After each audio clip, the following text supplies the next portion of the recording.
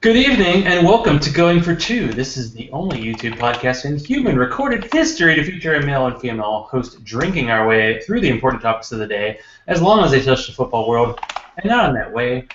I am Zach Law, and this is Sharona Stormborn. This week, Sharona brings the beer, and I bring the guest. I'd like to quickly say hello to Don, our number one fan. Teachers are people as well, and instead of the summary 2 bottles of wine per night that he had been putting down, he's probably sipping coffee right now. Oh, I guess, yeah, it's August the 3rd, With year-round school these days, I guess they are. Are they back in session now? I think the kids are this week. It's kind of nuts. The only thing that I don't notice non-kid person, but I do when traffic hits. Well, as a gamer, I can say that playing my online game that I've been playing and that I beat last night, I can tell that the traffic is significantly down. So I was like, school must be back. Woo! Oh, so it's different for you. Well, let's introduce Traffic. Our beyond very special guest. Bob Harris is a football diehard. After all, that is his Twitter handle. He resigned 3 years after being a charter member of the FanX League in order to give somebody else a chance to get their ass kicked on a regular basis. This was an actual quote from Bob Harris's Football Guys bio from the early 2000s, and he had hair back then. He's a member of the FWSA Hall of Fame, but unlike those wussy NFL players, he continues to be at the top of his game, even now, co-hosting Football Diehards on Sirius XM Radio, writing for Football Diehards, and producing 4 magazines for fantasy sports publications, and he's a crazy cat lady. Hello, Bob. I am. All of those things. Yes. That you nailed it. What else can be said? Are we done now? And what else? Yes. Oh, much will be said. Yes. Yes. Before you continue saying, so Sharona, did you go with the Dragon's Milk tonight? Are you bringing an egg? Most certainly did. Bob, just so you know, Dragon's Milk is my favorite beer. But I don't drink it regularly, at least not anymore, because I've been eating salads and trying to be healthy, and it's very heavy. It's a stout, and it's quite delicious, and it has 11.3% alcohol per volume, and so it's heavy. But in your honor, I had to drag it out. I don't blame you. I'm having coffee. I'm having Starbucks latte, made in my own little Starbucks machine yonder. I love coffee. Yes. Big fan of coffee stouts. The alcohol and I, it's one of those things. There's no moderation here. It's on or off, Yeah, I hear you, man. Yeah.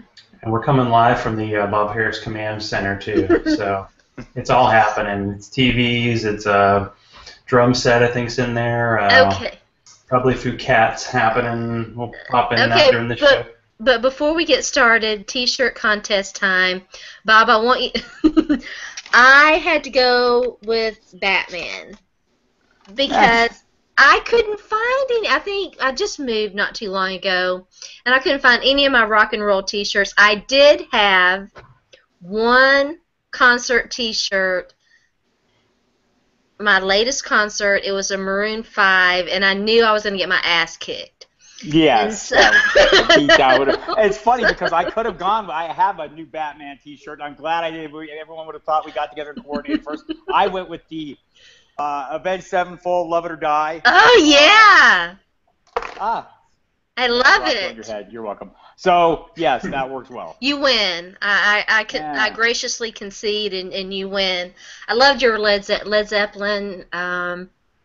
I love their music. We'll have to get together and talk music. I can tell we're going to... And you're an avid reader. I'm just, so excited. I do all these things, yes. I'm fangirl but crushing. But not during football season. I just do football. Nothing else. Well, there might be music.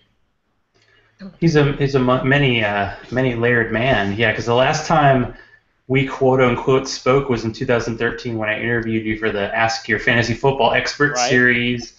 And I think you were the second 2-part interview, so covered a lot of bases. But it's been like 3 years. My gosh, it's funny. We've had like a series of interviewees. I'm like, oh, we've talked in a year. It's just like, all right, see you next year. But this is a good time of year to get you. So, are there any remaining subscribers to the Flash Update fax service? Yeah, there was too many. That was, it was a joyous thing in 1993. How do I deliver this information that everyone wants at the last second to as many people as possible? And it was a single phone line on a computer with a fax software. And so as soon as one fax didn't go through and the next guy called saying, "Where's my fax?" no more faxes went out. The whole system crumbled and fell. I would have multiple heart attacks. Yeah, that first year was a wonderful thing. That would have been 1993.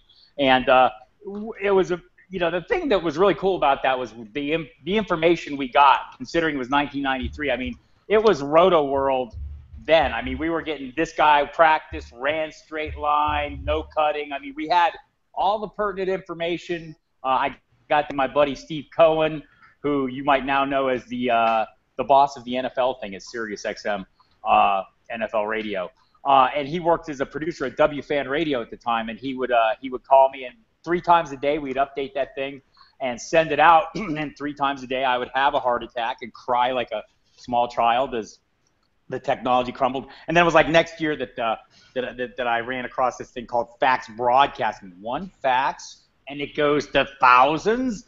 And that was really amazing. And then a year after that, this thing called the interwebs grew up, and lo and behold, it was like this amazing thing. You're telling me I can give this to as many people who want it without any delays or anything? So yes, the technology grew up quickly, but that first year was pretty miserable. And I think that first year we probably had like a couple hundred subscribers, and and they also got like a newsletter in the actual mailbox. Mailman willing, they got it even before the game started, so it was a fun time. Yeah, how hard is it to kind of stay ahead of the technology? Because I've been in a fantasy league for like 15 years, and it seems like people still bring the magazine. Mm-hmm. But at the 1 year I brought like the iPad and had the Football Guys, draft app. It was right. Like whoa, and now everybody has something like that. But how do you have to just dive into every technology now to get that information out? Yeah, early on it was, kind of funny because, that first year going on the World Wide Web, I think it was in 90, I was on like CompuServe getting all my information and using things like a 900 number to read box scores into on Sunday nights. So, because everyone would call that number. I mean, anyone who knew that it existed could not help but call it and do their scoring immediately that night. And I was about the only place you could do that. But then, with the whole World Wide Web thing, I kind of got into that. I had a little bit of a graphic design background, and so I kind of got into web design and actually became a pretty decent hack web designer for some period of time, and that really helped. You could sit there and you could present yourself. Microsoft couldn't look any better than me. Montgomery Ward's couldn't look. Whoever was online, I could look as good as. And it seemed to me to be such a great advantage for someone who was willing to sit there and work 22 hours a day or whatever it took to get it done and produce the content. So I was pretty into it, back then. And it was like having 2 jobs, doing the design and keeping the web up and trying to learn all the things. And as we went along, you get into with the web technologies, you get into the database, the data-driven sites, and I got into all that, as it came out and learned how to program all that. And then eventually I kind of got out of that end and, stayed in the content end. But now you have, the Facebooking and the tweeting and the Snapchatting and the periscoping and all these things that, if you don't keep up with, you're going to fall behind. And so, this whole thing this whole business from the day I got into it has been about delivering. And if you're not delivering, somebody else is. And if you're not delivering the way people want it, somebody else is. Somebody else is going to get your customer. Because, look, there's so many of us out there that do this and do it pretty well. Mm-hmm. And whether it's podcasts, one of the things that I don't talk about that much that I'm pretty proud of is I did, we called them webcasts. I think in 1998 I did one of the first fantasy webcasts, me and Greg Kellogg. And we would sit there and we would write scripts. And we would each record our parts separately, and I would put them together with music. And this was a painstaking thing that I did. Mm-hmm. And we did a handful of shows like that. It's always, looking for the thing that's going to get it out in front of a little more people in a way that they can digest it a little easier. Now with all the video and everything, it's just, you have to keep up with it or you're going to get left behind. And I hate getting left behind. It's very irritating. Yeah, this will remind me of when we talked to Jody Smith, and he had his like notebook where he would keep his stats. The 900 number thing gets me. It's one of those like generational things almost. Like Right. How many people know what a 900 number is, and how many guys had to explain like to their wives, like, no, I Right. called this 900 number, which is known for like adult services. No, actually, I called it for a guy reading box scores in on Sunday night. That's just like genius. That pretty much supported me for quite some time because I lost my ass doing the printing and the trying to fax, and I had 800 numbers and all kinds of things to try to bring the business in. So there was a fair amount of overhead in the production and getting the word out and the advertising and stuff. So that was what kept me in ramen noodles, was that 900 number. And they'd call during the season, but the phone company would hold the money for some time. It was part of the deal, and then you would get the money over the course of the off season. So that's kind of what kept me alive. That's just awesome. So, as someone who got in on the ground floor and welcomed the internet with open arms, why do you think the NFL was kind of reluctant to embrace fantasy football at first? Like, it feels like it wasn't initially. They thought it was gambling. Mm-hmm. They still have that aversion to gambling, but at some point they've become convinced that fantasy football. Look, it's not hard to figure out what eventually, the facts stare you in the eye, and people who play fantasy football watch more games. They watch every game they can. If you make a channel that just bounces them through scores, guess what? They'll go buy that. Hello, Red Zone. Whatever it is, fantasy has kind of driven their market, and to their credit, they finally picked up on it. And it's, I can remember it was in the mid-90s, 96, 97, when, they were shunning everybody, but the teams really weren't. The teams were getting phone calls from hundreds. The media relations people were getting phone calls literally from hundreds of fantasy owners. Did this guy practice today? And, I kind of jumped in there and talked to all of them and basically convinced them all that they should tell me all their information and then give out my phone number, which like 24, 25, 26 of them did. And then the local papers started doing the same thing. And I think it was, at some point the league started realizing there was a big study that came out at one point, where they kind of realized that, hey, these people are watching a lot of games and they're spending a lot of money on NFL related things. And that's when the switch flipped, right? When they started saying, this is something we want to be part of. And the web obviously was a big part of it too, the proliferation of commissioner software. You go back to CBS, they had that great commissioner software early on. The late Kevin Austin, who we all go with great debt to, which eventually turned into my fantasy league. He was writing code, back in the mid-90s. I can remember talking to him and, making some of the first commissioner sites. So all these things were, they're kind of created a perfect storm, allowing, the easier it is to play, hell, the more people want to play. Yeah. And that was a big part of it. The commissioner software really made a big difference. Mm-hmm. Yeah, just think of, I don't even know if it was 3 years ago, like pregame NFL shows would kind of make fun of fantasy, and now they're pregame shows that have like Matthew Berry and fantasy people. We drive the content. We drive the content. We are it. We drive the content. You look at the crawls across the bottom of the screen. You look at the Red Zone channel. Who else is that for? People, maybe other fans watch it, but there's a reason there is a Red Zone channel, and it's just gotten to the point now. You look at the overall numbers that the FSTA puts out of the number of people. It just can't be ignored. It is not ignoring it anymore and actually pushing it and jumped in on the fun. And guess what? It's not gambling anymore, apparently. I think it was today the state of New York just passed a law about fantasy, and that's a big state. We had the carve out and everything, that kind of made the season long cool everywhere. And DFS kind of came in and jumped, look, DFS is a great thing. I love DFS. I've made money from DFS. I have no complaints about it. But I think everyone would agree that they got big really fast, and not everything was thought all the way through. And now that everyone's figuring out how everybody's getting paid, and by everybody I mean governments, I think it'll progress more smoothly, and people will be able to I think it's good that they need some regulation. We need that kind of we need some clarity on what's going on, who you're playing, what scripts what they're allowed to do. All these things are important to the people playing and need to be, that transparency needs to be there. I think everyone knew it was coming, and I think this law today, being signed in New York is a big step in the right direction. My big concern still, though, is a lot of these laws, the various state laws are hurting some of the smaller operators and season-long operators. My fantasy league in particular is one, and there are others. The FFPC, I think. Everybody needs to be taken care of in this, and not just FanDuel and DraftKings. What was the transition like for you to getting on the Sirius show and having that going on? Something I've been doing radio for a long time, just doing local spots. You do hits with, various local stations. I always liked it. They always liked me, and would call back. And it just seemed like a natural progression. And, through the quirks of fate and how life twists along, Sirius had a fantasy channel.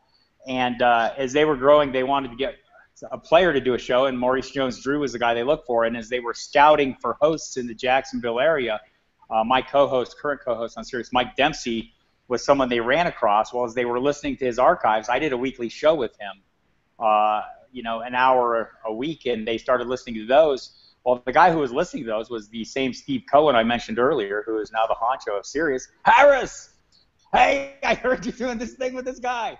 And so, eventually kind of talking to him, and that moved on. And it's an easy transition because, I think, all this is, about entertaining and storytelling and presenting information in an entertaining way. And, I think, it starts with, look, communicating ideas in the written word is a big deal to me, and it should be a big deal to everybody.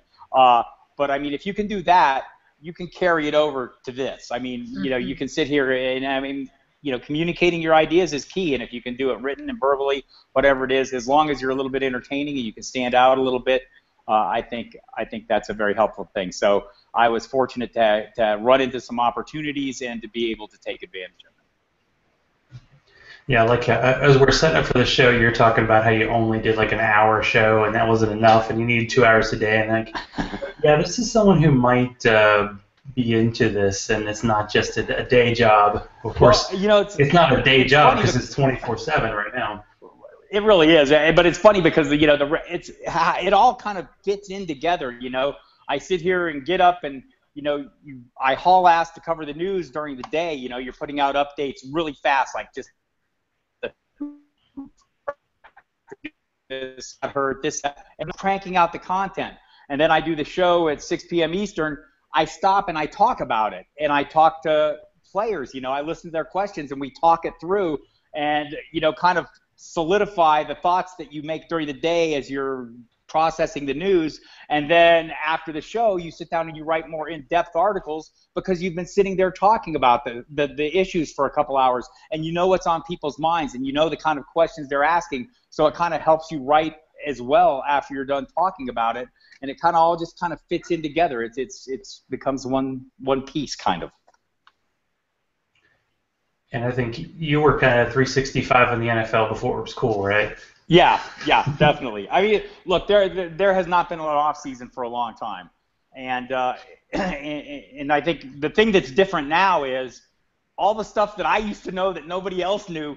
Everybody knows, everyone's it's turned to that thing, and that used to be, as you're getting established, that was the edge. You come in, to the season knowing more than everyone else. Now you don't, and that's the thing about this business that we all understand that are in it is everyone. This is a smart audience. They're you're not going to find an audience out there who you're not fooling anybody ever, never fooling anybody, and basically that's what are we selling in the end is credibility, and you get that over time, but you get that by delivering every time and never trying to fool anybody because they will see right through you in a second.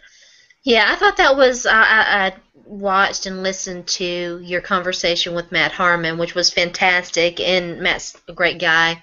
And I think that was one of the things that stood out to me was that whole discussion. And I say all the time that the fantasy football community, to me, is by far the best sports community out there.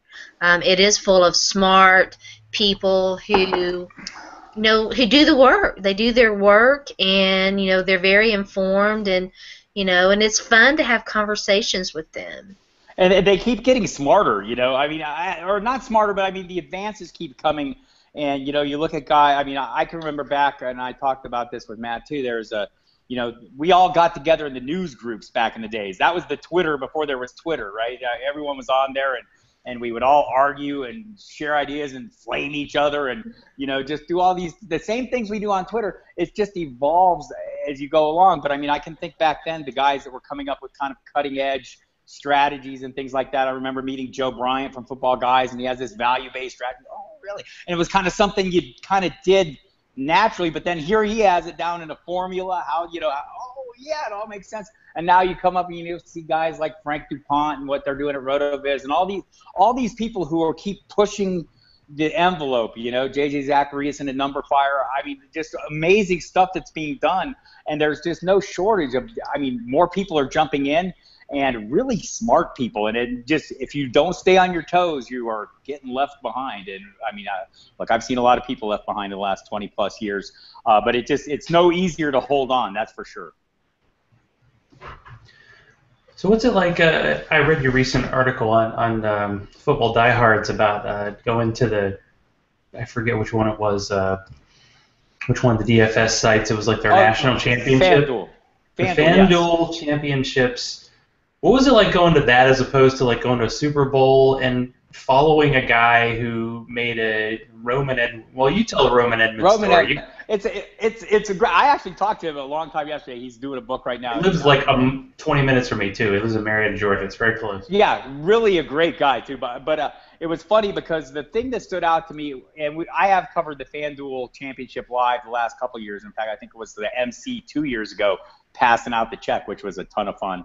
But this, we were there covering it for Sirius, and we were at the event the day before, just walking around interviewing people, the contestants, and none of them felt very good. They're all there except one guy. One guy starts telling me, I got a winning lineup, and most of them are not wanting to anger the fantasy gods. They don't want to give anything away. He wasn't giving anything away in terms of, specifics, but very confident. You just say, hey, I got a couple guys that I think are going to win me this thing. He was the only one who said he was going to win.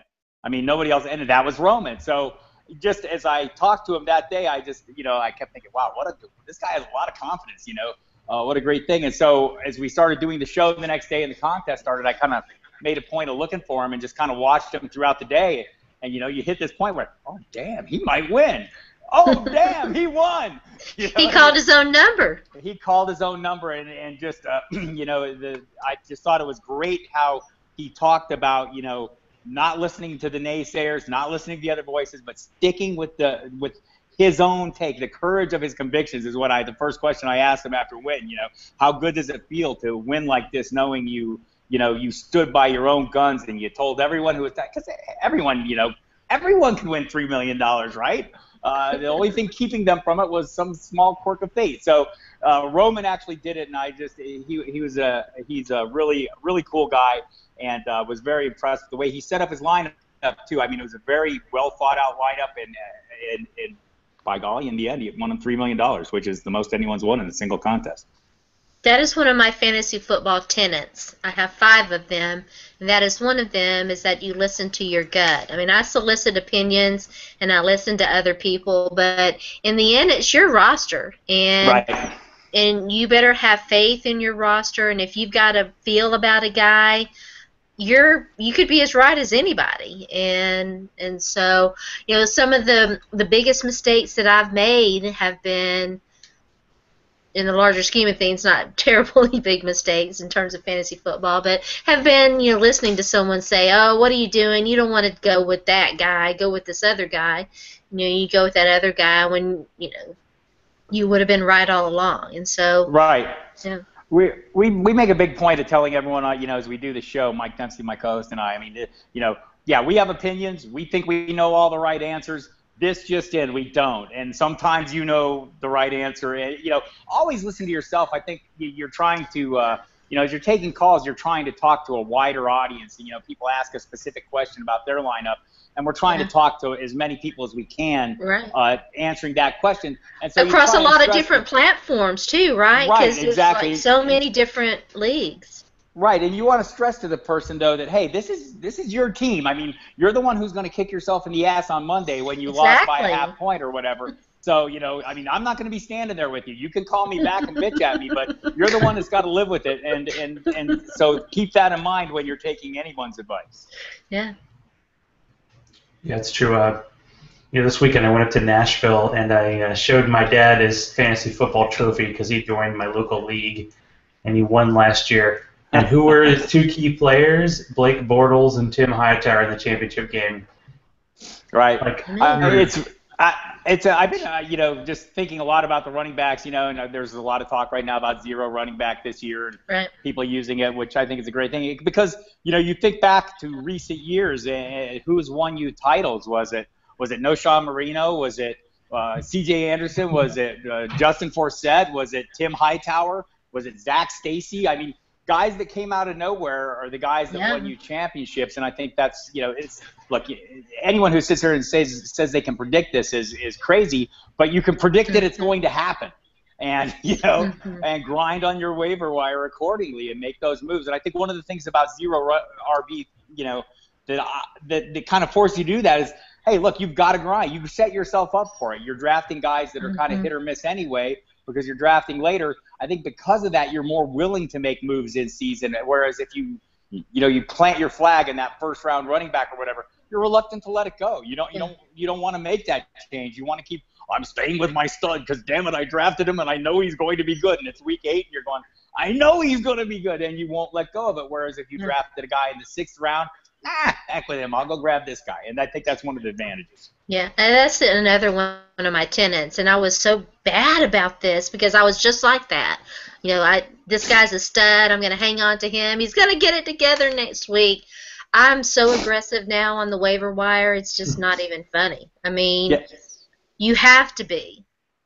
Yeah, and I mean, we're in an era of fantasy football where nobody walks into their draft as smarter than everyone else. There are no more sleepers. There's value plays.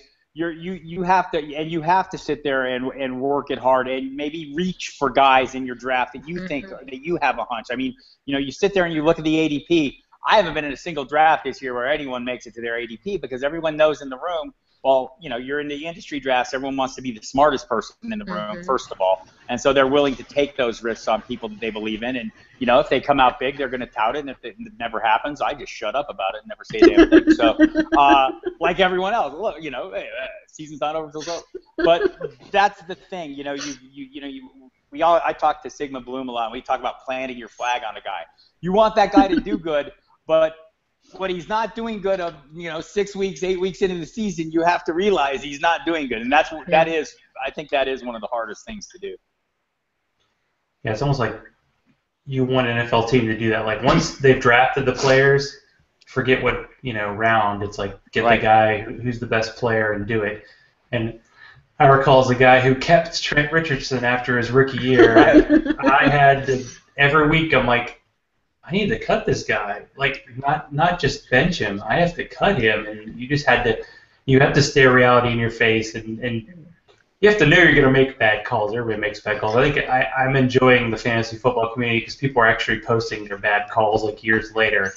Like the guys they like, because you're going to make mistakes, and you have to, I think, you own it and you move on. And yeah, I think that's one of the first things, in this business, you have to be the first one to call yourself out. You don't ever want, you don't ever want the customers, the audience, the readers to be the ones saying, "Oh, remember when you got hosed by this guy?" You want to be the one saying, "Hey, do you guys remember when I got hosed by this guy?" And that's one of the things, I mean, look, in this business too. I mean, if you screw up, everyone gets it. They all screw up too. You don't have to sit here and pretend you don't screw up because they all have screwed up exactly like you. And look, I've screwed up. I've been playing for many years, and I play in many, many leagues. I have screwed up so much. But that's part of the fun of the game is, sitting there talking about, your failures as much as your successes, because we can all sit there and sympathize with, yeah, I drafted that guy because he was that guy. Everyone knew he was going to be that guy. And when he's not, we can all understand and get a little sympathy from each other. Well, speaking of one of the hot off-season guys and topics, I saw that in the football diehards kind of staff draft, you ended up taking Josh Gordon in the 6th round. So you all in, and was that a plant the flag moment, or just to feel good to take Josh Gordon? That was a look. When you're in 20 drafts or whatever, 50 drafts, 100 drafts, whatever, you have a chance to experiment a little bit, and I do. In this particular draft, I think it was going to be 23 picks until I picked again. I didn't think he was going to make it back, and I wanted him. I will say in some of the magazine drafts, which we hold in May and early June, I think I got him in at least 2 leagues, 15th or 16th round, just taking the last round flyer on him. But in this case, yes, I went way too early, and totally know that I went too early, and will totally look like an ass when he falls flat on his face. There's a thing about some of these guys, and I look at Le'Veon Bell in the same way. I mean, there's an additional layer here. It's not just, are they going to be the same guy? Are they going to be as good? Are they going to be a knucklehead again? Are they going to screw up again? And I don't want to get on my soapbox again, but I get on it every chance I get, so give me a brief moment. NFL, let them alone. Let them smoke their weed, for crying out loud. They're kids. Okay, that done. I just, there's a possibility if Le'Veon Bell screws up again, it's 10 games. If Josh Gordon screws up again, it's see you. We're not going to see him again. So you have to take that into account when you're drafting guys like that. Yeah, you definitely do. So what do you think about Arian Foster heading this year? I'm trying not to. He's, I guess here's what I think. As somebody who has been drafting Jay Ajayi a fair amount, I'm not totally invested, but I've been getting him because he's been a reasonable value for a guy that looked like he was going to have a featured role or even a 3-down role, if you will. And now it looks like he's not. And now it looks like Foster's going to get something. So Foster's price is going up. Ajayi's is coming down. All of a sudden I find Ajayi's price more appealing by the minute. I mean, the cheaper he gets, the happier I get and the more willing I am to invest in him, because it still seems like I know Arian Foster is running with the starters this week. I did hear that. But that's the thing. We look down that drinking straw, right? We get into August, and we're staring at minute-by-minute things like it's the only thing that's happened. It becomes, you have to widen out your view. Remember, there's an entire offseason to put into context with the situation. And remember, Foster has a history. He comes with a little bit of an injury history, you'll be surprised to learn. Keep it in mind when you're drafting him. Look, some wear and tear when he was on the field. I mean, right, some significant mileage, something that Ajayi doesn't have. I think that's, for me, I'm still buying Ajayi, not buying Foster, and my suspicion is Foster's price will rise, and I will become even less interested as it does. I'm a big fan of old man football, but believe me, that I have similar reservations, about Arian Foster and where he is in his career. It's a little easier for me wide receiver wise, and even before Anquan Bolden signed with Detroit, I almost pulled the trigger on him in a couple of drafts because he was going undrafted, and you knew he was going to sign somewhere. Yeah. What do you think about him? I think he landed in a good place because if you go back and look at the annual attempts by one Matthew Stafford, they are copious. So I think, I'm not a big Amir Abdullah believer. When the whole world sits there and tells me something is the best thing ever, I tend not to believe. I still haven't watched E.T. because everyone says I have to watch it. No, I don't, and I don't think Amir Abdullah is going to be good either. So there. But I think they're going to pass a lot. And the one thing about going back to Miami, one of the reasons I like it, you look at the offenses Adam Gase has run. Last year, the Bears ran the 6th most in the league. I think that sets them up well. I think the same thing in Detroit, the converse. I mean, they're going to throw. And that's in Jim Caldwell's DNA. Right. It is, especially, I mean, we knew that was the case with Joe Lombardi, but now even with Jim Bob Cooter, even though he has an awesome 3 names, one of them being Bob, which is amazing. Well, we're in Tennessee here, and I went to school at the University of Tennessee. There you have it. So I think this is still going to be the same offense we've seen. So I think guys like Bolden, I think Theo Riddick, as a receiving back, I don't think he's going to catch 80 passes again. I'd like it for it to happen, but I think he's going to be very busy as well. I think all those the three frontline receivers now that it's Bolden. Yeah, it sounds like he's the third wide receiver. Right, he's already working with the first team of 3 wide receiver sets. I would like to see a little bit of Riddick mixed into that, in terms of splitting him out and using him in unique ways. And we'll see what Eric Ebron can do as well. The progression has been there. I kind of think it's his year, don't you? I kind of got a good feeling. I haven't been able to snag him at a place I want him, but I have good thoughts about Eric Ebron this year, don't you? I have better thoughts about him. He's not the Amir Abdullah of tight ends. Well, no, but he's gonna get targets. Right. He is going to get targets, and you look at the progression from rookie year to last year, it is very promising. So, I'm not getting him. I'm going a little earlier on tight end. I like that tier right above, the Well, I'm snagging Delanie Walker whenever I can. So, because he's my fantasy all pick. the Walker I can get. Yeah. I can tell you. Kind of mine. I called Delanie's number early on. Was I not spot on with Delanie Walker, Zach? We do have a love for all things Titans, but yeah, Delanie Walker might have been the best thing the Titans have done in the last 5 years. Is take him up. Bob, just so you know. You can tell he was talented. He was behind Vernon Davis. So. I begged the Titans to sign him. You knew he wasn't going to get re-signed in San Francisco, and playing with Vernon Davis. But when he was on, I just was like, Titans do this, Titans do this, and it's one of the few times that they listened to me, and they did. Yeah. And speaking of Titans, another area, another backfield that I want to ask you. Right. Well, are you going to be like our buddy? Are you going to be like our buddy Sigmund and tell me I'm absolutely crazy because I have drafted Titans to 2 of my fantasy teams? I'm not going to tell you you're absolutely crazy. I'm just, I don't know which one to draft, right? At any position except quarterback. Marcus Mariota is okay with me. I like Marcus Mariota. Yeah, I mean, when you look at DeMarco Murray, I mean, this offense seems like it will be better suited to his skill set than what Philadelphia's was. And I guess the question is how confident are you in what he has? I mean, was it him or was it the scheme last year? Maybe a combination of the two, maybe a little lack of, gumption, a little wanna there. I mean, he just didn't like the situation. I'm not very. No. I mean, I think the back to own in the Titans' backfield is Derrick Henry.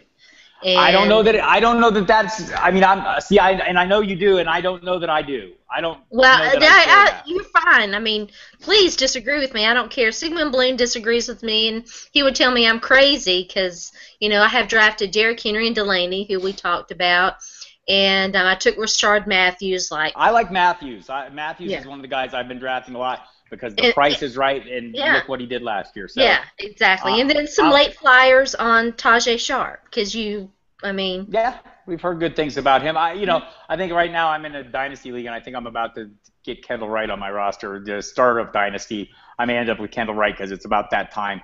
But look, I think for me, if I'm not Delanie Walker is pretty much the only Titan that I'm eager to draft. And I understand that. And Matthews is a guy who I see at a great price, late in drafts that I think is widely overlooked. I would love to have great trust in Dorial Green-Beckham because, man, what a, fantastic talent next year. His third year is going to be his year. Right. You look at these guys, and, I mean, when there's guys that have that size, speed, you can't coach that.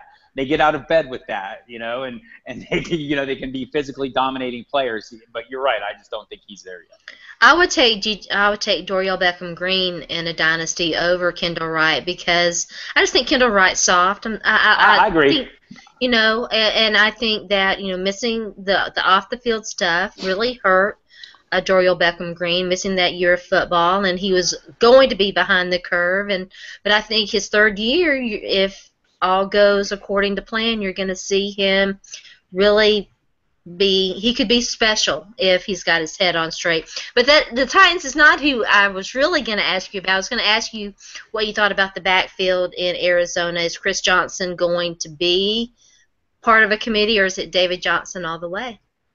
I think it's going to be David Johnson all the way. I mean, again, let's look at the broader, the broader band of information and go back. It's funny to me how every year things that were said at the scouting combine turn out to be the things that happen, right? That's when the coach speaks, the GM speaks. And you can go back a couple years, Greg Schiano talking about how, the guy that we all thought was Tampa Bay's quarterback forever, Josh Freeman, maybe he wasn't. You're going, what the hell is he saying that for? I mean, clearly he's the guy. I maintain that Greg Schiano ruined him. He ruined him. Well, and maybe he did, and maybe he didn't. But, the seed was planted in there, and then it came to fruition. I think you hear a lot of that. So you go back to what the Cardinals were talking about David Johnson at the scouting combine. He's, Bruce Arians calling him a true workhorse. Steve Keim comparing him, to some of the all-time greats, things like that. So, look, I think Chris Johnson is still – he surprised me last year with what he did, and I think he'll be in better shape this year. But I don't know how you take David Johnson off the field if he's playing like the David Johnson we saw, down the last few games. And I think the only reason he wasn't on the field earlier was one of those things where some coaches have that, not trusting a rookie. It's Uncle Bruce. Yeah. I mean, right, and you saw the rookie. Yeah, and you saw Uncle Bruce do that with Andre Ellington, and there were some other issues with Andre Ellington, and we don't have time to go into all of that, but I completely agree with that. I did take a late flyer on CJ and Scotty Fishbowl just because it's so deep. Right. Yes. But yes. I think that he's a guy that I've kind of the last few drafts I've been in say, wow, nobody's drafted him. I mean, if for nothing else, something happens to David Johnson. I mean, he's going to jump right in and put up pretty reasonable numbers, I think, and he's a solid receiver. I think David Johnson probably a better receiver. I think the Cardinals, I just heard the offensive coordinator yesterday agree with that. So, but yeah, I think, Johnson is a guy that you're surprised it's going undrafted. You see a few of these guys like late in drafts. Why is nobody drafting him? And so I'm starting to try to pay more attention to that and maybe drafting some of them. Yeah, my latest MFL, I was presented with that opportunity, like in round 18, I think, 18, yeah. And I took, seems reasonable. It was either Chris Johnson, Tajay Sharp again, which I avoided, or because I had already had Rashard Matthews. Oh, the guy behind Jonathan Stewart in Carolina, Artis Payne, and I took him. Yeah, my Tajay Sharp is Terrell Watson in Cleveland, the running back, big back, came along with Hugh Jackson. 230-pound back. Maybe at some point he gets back, but he's the guy that's like my last pick that nobody's ever going to take. That I don't have to worry about anyone stealing from me. What do you think about RG3 in Cleveland? I try not to. I've taken that bait before. You think back when the Redskins. I mean, they brought in. If anybody can fix him, it's Hugh. Maybe, or take him in the shower and whoop his tail like you did with Chad Johnson on occasion. But I think I go back to what Washington did, the lengths they went to turn RG3 back into RG3 and how it just utterly failed. And I mean, but that was such he's a sitting there poisonous atmosphere, It really was. It was. I'll grant you that. But why was it poisonous? Was it poisonous because RG3 sat there and when he got sacked a bunch? I mean, it was two sides to that story. So. No, I think it was mostly. I would put most of the blame on RG3, but you gotta hope that he's learned, right? You gotta hope that at least Jimmy Haslam is now smart enough not to meddle and do the Dan Snyder thing with RG3. Which, look, this is a whole different situation, right? That was an owner who was bought in. This is a coach who bought in on him. This is a coaching staff less than the owner. And I think Jimmy has put the phone down and he's not going to be texting the sidelines anymore. And allegedly through his GM. But no, I think. Oh man, what a mess. Why is that? Why are we not keen on Cleveland's offense? Because we never are. And I mean, Josh Gordon is an exception. He's been quarterback proof. You think back to his big year. It was Jason Campbell, Brandon Whedon, and I Brian took the Hoyer. tight end. I bought into the tight end, Gary Barnidge. I'll buy Duke Johnson this year. Although his, the ADP is going up, and I'm getting less interested. I am an old cheap bastard. I mean, I do not want to pay for anything, and so those prices go up. Hell no! And so I start looking elsewhere, and his price is going up recently. So I become distinctly disinterested as soon as something becomes expensive. And and that's it. But I think Gary Barnidge is people are kind of laid off, maybe a little leery with the issues this offseason, which I don't think is a big deal. The sports hernia thing they seem to have dialed in pretty well. And, in a deep expert league, where would you take Gary Barnidge? 8, 9? Yeah, I think that's right. And he's, I would take him about a round after whoever takes him. Okay. That's where I am. I think that's where I am. And it happens a lot. I mean, there's a lot of guys. I'm not ever showing you my fantasy teams. I'm out looking at everyone's rankings. Believe me, I know exactly where everyone's taking everyone. That's the great thing about the interwebs. I can go see where you're taking everybody. Yeah, well, I will definitely not tell you where I took Derrick Henry then. And Scotty Fishbowl. I've seen you take him earlier than I would Derrick take him. You Henry can have him. is going to restraining order on you. I took him absolutely way too high in Scotty Fishbowl. There's no question whatsoever. I completely own that, but I was like, it's going to be 2 days before I draft again, and it only takes one, and damn it, I want him. And that's the thing in these drafts, and I think look, the industry drafts, there's a couple things. Quarterbacks, we're all sitting around waiting on quarterbacks as long as we can. That's not going to happen in everybody's league. And guys falling. Nobody is going to fall. Somebody's going to come take your guy. If you want him, you have to reach up to get him. Mm-hmm. And sadly for you, it was Derrick Henry. That was me. Listen, next year you're going to be going, Sharona, damn it, you were spot on about Derrick Henry. We should have listened to your hind parts. I think they're moving him. To offensive tackle. I saw some photos of him. He's a large kid. He is. Well, it was weird because I was at the Titans. They're going to put him. Listen, if they make it inside the 20, they're going to. I agree. He's going to get the ball, and they're going to say stop us, and it's going to be very hard to stop Derrick Henry. I'm sorry, it is. So sorry, not sorry. The Titans are trying to get their crap together. I was at their first practice. And there were a bunch of Alabama fans with all their gear. Derrick Henry's still wearing number 2. I don't even know what number he's wearing. I didn't even see his jersey in stores. I'm like, serious? 2 years ago, the Titans had Jake Locker jerseys for sale, and now they're like, I don't know about this, Heisman Trophy winner guy. Poor Jake. Well, we have 2 Heisman Trophy winners, by the way, and 2 last picks. They're already we were probably not right about doing that white jersey. We're totally going to do that differently next year, I mean, am I wrong, or is the goal in Tennessee not making sure Marcus Mariota doesn't get killed before they sell the franchise? I mean, isn't that the big plan? That does boost the price possibly $1 billion right there. As someone who thought the Titans might get sold and who was hearing some things about that, it seems like their ownership issues have stabilized, and Aby Adams is going to be the face and the managing owner, the managing heir, so to speak. And will they ultimately get sold? I think the odds are less than they ever have been. At least for a little while. So, Bob, will Amy be in charge of flipping people off? Is that going to be her job? Oh, that's great. Totally bud. Well, I would hope not. It's one of my favorite sports moments of all time. At that game. Yes, we're both at that game. I was at that game. He didn't just do it once. He did it for 5 minutes straight. and listen, not just to the Buffalo Bills fans. I was on the 6th row from the field. I mean, I was right there, and he's right in front of me, and I'm and I had a few adult beverages, and we won that game, and it was exciting and all of that, and I was like, is that Bud? What's Bud doing? Yeah. Bud wasn't just flipping off the Buffalo Bills fans; he was shooting the double bird to the Titans fans too. That was for everybody. Look at me! I'm shooting the birds. I was like, should have been for his wig maker. Oh, well.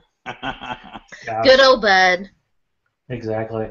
But Bob, if you're in a 1 quarterback league, do you just wait forever for quarterbacks? Because there's so much depth. You've been in the business for 23 years. I remember when I first started in fantasy, a quarterback who threw for 3,000 yards was gold. Now 4,000 is like the floor. Yeah. Yeah, it really is, and I guess I kind of. I'm not one that holds out as long as some people. I'm no J.J. Zach recent. But I do wait. I mean, but you're waiting until the 10th round, and you're getting an Eli Manning, or you're getting even a Carson Palmer, or guys that are pretty much in your top 10 or capable of putting up top 10 seasons. I'm a sneaky old guy, and I will often do the back-to-back quarterback thing. That's one of my favorite moves. Is wait till maybe round 10 and then go 10 and 11, get two quarterbacks, get two guys I want. One maybe with a little more upside. A guy that's maybe a little more risky, but get that steady guy and get maybe a guy with a little risk, maybe a Tyrod Taylor type, or someone you think has some upside, and kind of work like that. And I do that a fair amount. I'm a big believer in Tyrod Taylor. You probably know this, but I was like sitting on the edge of my seat because I was coming to a turn where it was going to be again another wait for me, and so I took him in Scotty Fishbowl, and then later took Alex Smith, and was very happy to get both of those guys given the scoring rules and whatever. I took Aaron Rodgers in this latest MFL. I wasn't looking to do that, but I got him. I mean, it was like so late, and he's sitting there, and I'm like, well, and so I did it anyway. It's been really weird about quarterbacks this year to me. Yeah, I did my first this year was my first fishbowl ever, and it was fun and a little bit different. But I also did my first pros versus Joes with the FFPC. Oh yeah, I had Bob on my show not long ago. Yeah, I got good guy. I got pounded, but I made a few decent moves. Yeah, I have like one kicker who actually plays. I mean. Who's drafting 3 kickers? Oh, in this league you do. So I was still drafting, Justin Hardy and guys like that. Everyone else is taking kickers, and I'm going, what? And all of a sudden I'm faced like I got one kicker and Josh Scobie. God, hope somebody gets hurt. But, the quarterback situation there was kind of interesting too, because I had a series of quarterbacks that I was targeting, kind of as best ball guys. I like Joe Flacco. I like Tyrod Taylor. And I got caught shut out in a run, I had the first pick overall, so, had the long turnaround, got shut out in a run, and I ended up taking way more quarterbacks than I wanted, including Brock Osweiler or Mark Sanchez. But I kind of halfway saved myself by coming back with a back-to-back Gabbert and Kaepernick. My first quarterback was Ben Roethlisberger, so I'll be okay. I think I have 30 quarterbacks and one kicker. So, in general, this was not the best pros versus Joes draft you will ever see from a pro.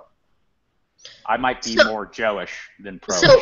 So what are the roster roles in that league? It's a very deep league. It's a 28-round draft. But it's a best ball basically. So so everyone is trying to cover their bases, and you're looking for the kind of the best ball plays. And I think I did really well. There was one turn where I think it was like rounds 10, 11, or 9 or 10, where I did a Tavon Austin, Torrey Smith back-to-back, which I feel I mean, Tavon Austin, you look at him, and no, I do not believe you, Jeff Fisher, that he's going to catch 100 passes. But might he catch 12 touchdowns? You're wise not to believe Jeff Fisher. touchdowns. I mean, for a guy who caught 10 touchdowns last year, boy, nobody is. It's like the 10-foot pole treatment for him, and they wouldn't touch him with yours, let alone their own. So he's just a guy that I think has a little appeal because the price is right. And I use this stupid, corny phrase, you have to be the fantasy fireman. You have to put on the suit and run into the burning building of value and drag that dude out. And Tavon Austin is one of those dudes. You're just sitting there going, man, he scored 10 touchdowns? It could happen again.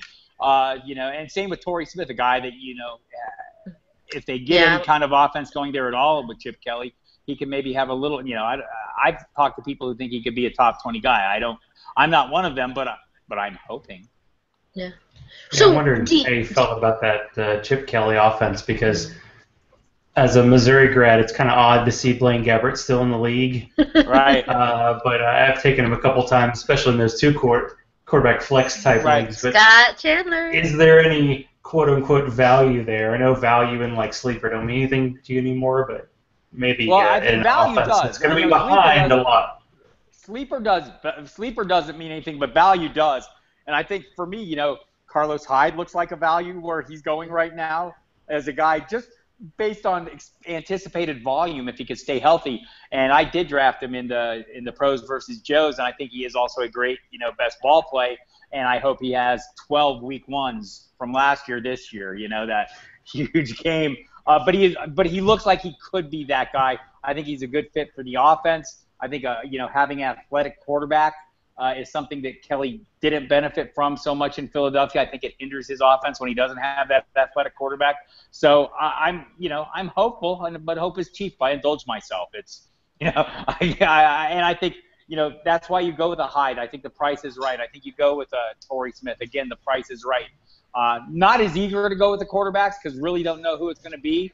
But if I was really sure it was going to be one of them, I could go with them as a backup and hope my starter never gets hurt. Sorry, Zach, I meant Chase Kaufman. I got my white tight ends messed up. Love the Chase Kaufman. And love his dad. I drafted his dad. Hell. Yeah, that's true. That is something that kind of surprised me about Blaine Gabbert, how they traded for Sam Bradford, who was never going to run, right? But they had those quarterback kind of options. So weird. I jumped on Sharona's question, so whatever you had queued up there, go for it. And but to speak to your point, Zach, I mean, everything Chip did in Philly was weird. I mean, DeMarco Murray, Ryan, I mean, it's like, I don't know what it's even like. It was just kind of crazy. Now, I was just going to ask Bob if he had a preference for the type of league that he plays in, best ball, auction, IDPs. What did you cut your teeth on, so to speak? Just regular league is what I cut my teeth on. I'm big on best ball now because, you get invited to play a lot, and I mean, I think in the last 3 or 4 years I've tried to manage 20 to 30 teams, in various formats, whether it's dynasty, regular, standard leagues, IDP leagues I'm playing in as well. And so I think best ball has become my new favoriteest thing ever because it's fairly easy, low maintenance. You have to draft good, and you have to have a little luck. And I mean, it's no different than the other ones. It's just I don't have to grind the waiver wire, which during the season for me is the hardest thing because the work obligations. My job is not winning my leagues. My job is helping you win your league. So I take a back that makes seat. Sense. Yeah, my own waiver, and it's a nice built-in excuse when I suck. Oh, I'm helping you. But at the same time, it's actually true. So I mean. I'm going to use that. I'm totally stealing that. Right. So, but it's just a fact of life that I need to live with it. I want to make a whole lineup, but I'm not the first guy in line on waiver wire day. I'm just not going to be the guy that gets that hot hand every time, every week and gets in there early and gets the guys that everyone wants. So, best ball is a really as a great way to get around that. And if you draft well, and I like to think I do draft well because I think, the off season is when I put in a lot of work and have a good understanding. I think last year in some of the early leagues I was in, I owned a lot of Devonta Freeman, a guy who ended up winning me a lot of championships last year. So I am comfortable drafting and comfortable going with that. But beyond that, I mean, the IDP thing has become a bit interesting. I'm working to get up to speed on that. It's very difficult for me, because my focus is on the skill players. But you need to know everybody at some point, and I'm getting there. I'm no Gary Davenport, but I'm picking up the pace. So Bob, as someone who's picked up the workout habit, do you really do like 3 workouts a day? Because when you do your show, I think you get worked up. So I do, and I work standing up all day. I don't sit down. When I'm working, I don't sit down. I have a stand that this whole setup is on, the computer's on, and I can roll around any part of the house basically. So I stand up all day when I work, but I only work out twice a day. So the show is not an actual workout unless you're my producers who would tell you otherwise, because certainly I'm yelling at them on every day. My breaks are probably the most awesome things ever, and one day somebody will put them all into a DVD and sell them and make a lot of money. Because I scream and swear and bitch and moan, and it's a beautiful thing. Yeah, you're not the keep to yourself type when it comes to opinions. So what's the current status on the cats? How many, and what's the total weight? 2 cats. Total. Do they get the treadmill with you? No. Definitely not. two cats. Total weight is about 35 pounds. One of them being 30 of it. The other one being about 5. The other one's laying next to me, passed out on the couch. Yeah. He was injured while I was on vacation. Something bit him, and so he's not 100%. And what are their and so, names? Ming the Merciless would be the big one. This one came with a name. Wally, I generally like to use the names of Oriental villains for my cats. Okay. So, Wo-Fat, Lo-Pan, those kind of things. And yes, the Wo-Fat goes back to the original Hawaii Five-0. You'll be happy to know. So, dating which I myself there. watched. Of course, everyone did. So, yeah, the little one is a murderous little heathen who has killed more things in his brief life than any other cat I've ever owned, and obviously got a little bit of the hair of the dog that got a little bit of it in return. But the big one does nothing, just lays around. Ming the Merciless, no longer as merciless as he once was. Mostly takes a break. Now, He takes a lot of breaks. Were you a Bruce Lee fan growing up? Yes, of course. Yes. Okay, now, so I'm always looking for allies in the never-ending fight for video game recognition with my buddy Zach. Are you a video game player? Do you play video games? I have never played a video game in my life. Oh, he's even ahead of me. A man after my own heart. I used to stand around and watch, like in the 80s, people play the things that they played at the bars. And, here's the problem with video games. I don't want to suck at anything. They're awesome? No, I don't want to look like I don't want to suck at anything long enough to get good at it. I'm kind of good at a couple things that I do because I've been doing them a long time, and I did them in the shadows, and nobody saw me when I sucked. Or if they did, they don't remember. It's a vague recollections from the past. So the whole video game thing, you've got to look like a schmuck for how long before you can actually compete with anybody. I hate that part. See, I still look like a schmuck, but I don't care. Yeah, I don't mind looking like a schmuck, like when I play the guitars, when I do my things like that. But again, nobody really sees me, so it's not that big a deal. But when you do the video games thing, especially now, I mean, it's like entire communities. Yeah, there's no hiding now. Right, and on anything. It's all kids who are really good at it, and they run around with the little assassin guy, and they do things, and I can't keep up. I can't even follow along on the street. What the hell just happened? Like 30 guys are dead. What did you do? So yeah. Now, are you in a band? You're a drummer. No, I was as a youngster. I played in various bands and whatnot, but now I just play briefly for myself. It's good to be able to go sit behind the drum kit for 5 minutes in the middle of a trying day and music's the greatest thing in the world. It is, There's and I would agree with that. Nothing like it. I would agree with that 100%. I am I like the heavy, hard, really disturbing things that nobody else likes. So, yeah. Like what? I promise you. Everyone likes it. No, everyone likes it. I mean, I just like very hard, very hard Judas metal. Priest. Yeah, Judas Priest back in the day. I mean, even the new ones, Lamb of God, I'm a big fan of. The shirt I'm wearing, Avenged Sevenfold, Motorhead. I mean, Metallica, all the big four, Megadeth, Anthrax. I've had the fine pleasure of speaking with some of these guys actually as a radio host. The guys in Anthrax all play fantasy football, or a couple of them do. So Zach Wild as well from Black Label Society and previously with Ozzy. So yeah, I'm just a big metal fan. I love hard, aggressive music. It kind of puts me. I like things that put me a little bit on edge and keep me going. It's the reason I work standing up. As soon as you sit down, you start slowing down. My running playlist is nothing but metal stuff. Right. AC/DC, Motley Crue, Poison. I mean, I grew up listening to 80s bands and right. Poison and Cinderella and. See, I listened to all those things until there was a Slayer, and I went, oh.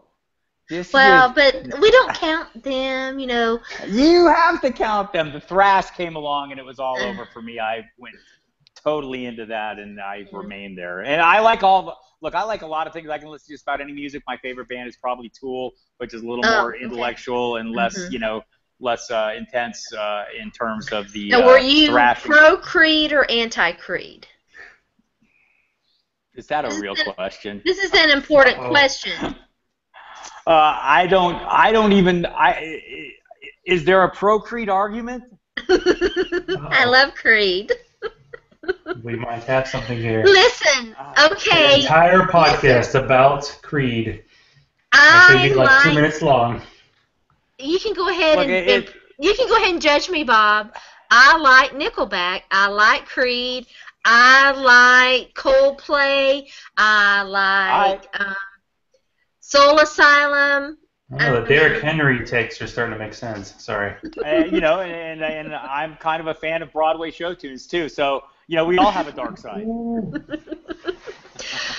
But Yes, my we heart do. belongs. One strapped to Trent Richardson. Let's move on. But Once, my heart- actually. But my heart belongs to old time rock and roll, and Bob Seger is one of my favorites. Oh, not that one. So. When my wife and I got married, and actually we're about to get to the 14th anniversary meeting, we told the DJ, Old Time Rock and Roll by Bob Seger, that's a no-go. And you know what he played while we were changing our clothes to leave? Old Time Rock and Roll. We almost didn't pay the guy. I was like, dude, come on. I know it's a party. I know it's much of... yeah. Anyway, No, the best Bob Seger. I was trying to kill the show here, but I can't. It's a live CD, live album. Yeah. Beautiful Loser transitioning into Traveling Man. Right, that was I think that was played constantly when Beautiful. my first year of college that was all you could hear in the dorm, and it still leaves me feeling queasy. Although I'm not a non-fan, I've seen him a number of times. Look, it's not quite edgy enough. It's a little bit. So the karaoke playlist, we will take that one off. That would be good. See, we could take Bob the 2 bits. They have a bunch of old games. The karaoke's in the back. I feel like we're all good. We're all set. I feel like you might have a good karaoke singing voice. Loud karaoke singing voice. Yeah. Loud everything. I'm generally a loud person. Exactly. Me too. Which is why I live alone with cats, because they don't complain. As someone who does like a 2-hour show, this is like we're an hour 10 minutes. You're like, yeah, this is yawn. I'm just getting warm. Is it an hour already? What the hell? But we have we have passed the threshold now. So Bob, let everybody know where to find you and all your great content, where to listen to you, and all that good stuff. You can find me at footballdiehards.com. You can find me in the pages of the Fantasy Football Pro Forecast, the 27th edition this year, Football Diehards Magazine, Draft Book Magazine, Fantasy Football Cheat Sheets Magazine. You can hear me on the SiriusXM Fantasy Sports Radio every single day but Saturday throughout the season. Mostly at 6 to 8 on Sundays. I'm the pregame show, so listen to that too. We give you all the last-minute information. Yeah, you're used to that, I'm sure. And Sharona, what's happening with you? I hear podcast going strong. Podcast is going strong. We've introduced an entirely new podcast. It is called Down and Dirty with Sharona, and it is. Does that make 2 podcasts or just a rebranding kind of thing?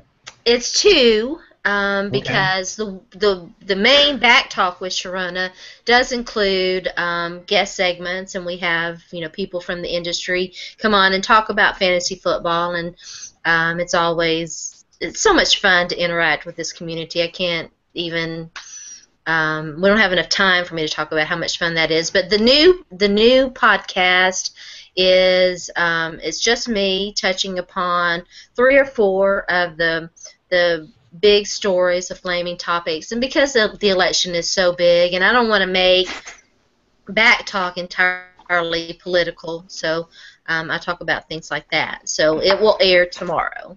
And Back Talk with we've got a fantasy guest on Friday, and there are actually 2 guests on Friday, so it'll air 10 to 12, 10 to noon. Boom! She cannot be contained by one show. It is not humanly possible. I am going to be attending the Monday Night Brewing 5th anniversary on Saturday, so I'm sure maybe a Facebook Live video could be happening. The funny Georgia beer laws are a little odd, but you get 12 tickets, so watch out. Could be a good time.